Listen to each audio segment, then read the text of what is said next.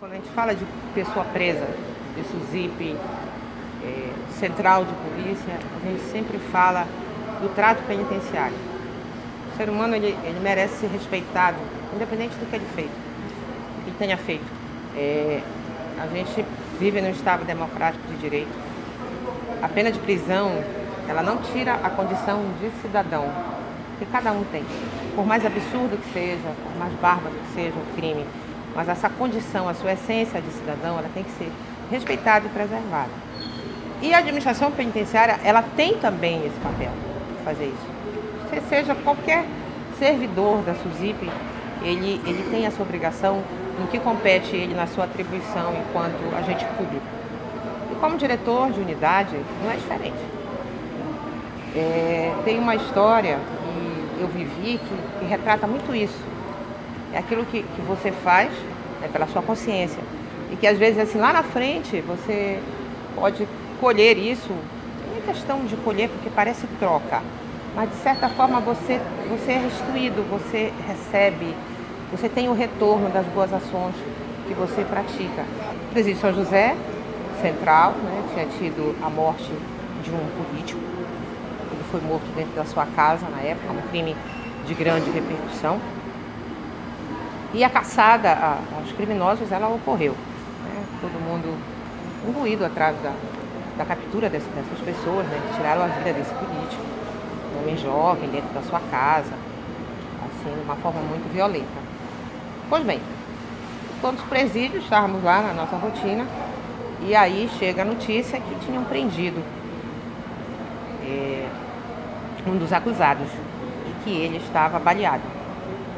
A troca de tiros, a prisão foi numa cidade do interior, bem próxima aqui de Belém, e esse preso estava baleado. Ele entra na parte embaixo do presídio, tinha que nós chamávamos de... que seria a triagem, o acolhimento, e esse preso chegou, estava no chão. Na realidade, o tiro dele tinha sido no joelho, aqui, acima do joelho, no fim da coxa. E ele estava muito sujo de barro, muito sujo de terra, estava com alguns arranhões, algumas escoriações pelo corpo. E em seguida, a entrada dele, chega a mãe. E eu já estava vendo o estado do preso, já tinha descido com a enfermeira para fazer uma avaliação inicial. Essas alturas, no lado de fora do presídio, estava a imprensa toda, porque ele tinha sido o executor da morte do político. A cidade estava polvorosa, por conta da ação. E aí eu estou lá fazendo a avaliação com a enfermeira, mas o chefe de segurança dele, ele estava deitado no chão. E nisso chega a mãe dele. E o presídio de São José, tem aquele portão de ferro grande, Ela chega do lado de fora, aos prantos, amparada por duas senhoras, acho que amigas dela, vestida de preto. A senhora chorando desesperadamente, pedindo para ver o filho, literalmente se arriando no braço das pessoas amparadas por ele. E aí ele olha para mim e diz assim para mim: eu queria lhe fazer um pedido. Ele ainda deixou muito claro: eu não estou em condições de pedir nada, mas deixa a minha mãe me ver. Nós acabamos de perder, ela acabou de enterrar o meu irmão. Então, assim, o que eu soube depois é que na troca de tiros, por ocasião da captura dessas pessoas, um irmão que não queria nenhuma participação na história se meteu no meio do tiro. Eu não sei te dizer, eu sei que ele foi baleado e ele morreu. E na realidade essa perseguição, parece que eles estavam de moto, e aí a moto caiu, bateu, e um morreu. E ela tinha acabado de enterrar o filho, quando prenderam o outro, e ela veio atrás. Então o desespero dela era que esse filho também morresse. E aí eu fiquei olhando pela grade para aquela mãe desesperada. Ela disse: eu só quero ver meu filho, eu só quero ver meu filho. E aí eu autorizei, quebrando o protocolo, eu autorizei que só ela entrasse. E aí dei água para ela, mandei pedir uma alimentação na cozinha. A gente alimentou aquela mãe. Quando ela estava refeita, chorando muito, poder verificar a pressão. E depois desci com ela e deixei ela ver o filho. Aí ela me pediu um pano para limpar este filho. Toda a parte que ele estava sujo no corpo, e ela limpando esse filho, esse menino deitado. Deixei ela fazer o procedimento. E depois ele se levantou, a enfermeira avaliou. Ele não corria risco de morte, estava bem. Só esse tiro realmente na perna, que já tinha sido, passou pelo pronto-socorro, já tinha feito um procedimento inicial. E aí essa mãe acabou se tornando uma pessoa próxima minha, né? Durante o período que este filho ficou preso, todas as vezes que ela ia ao presídio, ela sempre arrumava uma maneira de me cumprimentar. Mesmo depois que eu saí da direção do presídio, ele continuou cumprindo pena, porque ele tinha outros processos. Ela vinha aqui nesse prédio onde funcionou a SUSIP e ela sempre dava um jeito de passar e me cumprimentar e sempre me agradecer pelo que eu tinha permitido a ela, né, de ver o filho, de ficar aliviada, né, de ter essa compensação.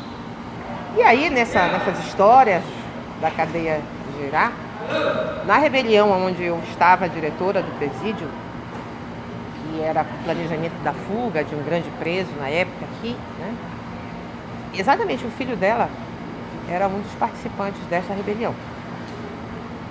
E a ele foi dada a missão de me pegar para descer comigo como refém, para poder ser trocada pela saída desse líder que tinha lá começado esse movimento dessa rebelião de São José. E era esse mesmo menino.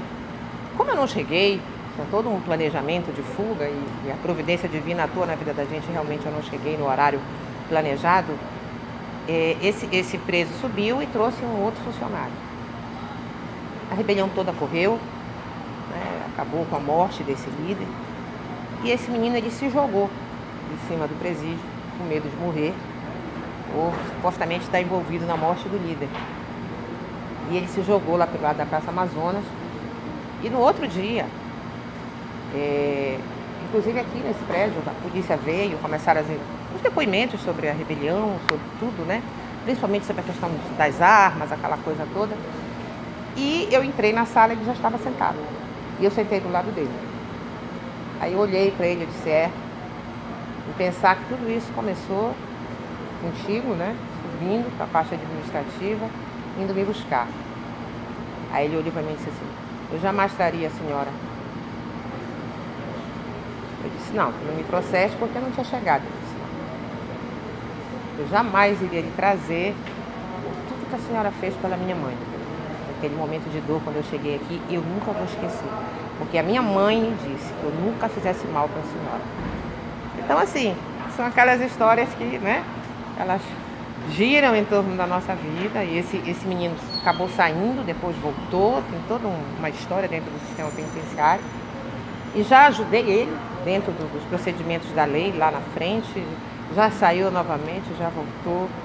E uma das vezes que eu conversei com ele, nas minhas idas pelas unidades penais, ele me falou que ela tinha falecido, já por uma certa idade, e vivendo nessa angústia entre presídios e presídios, com toda uma história e que também fez parte da minha vida.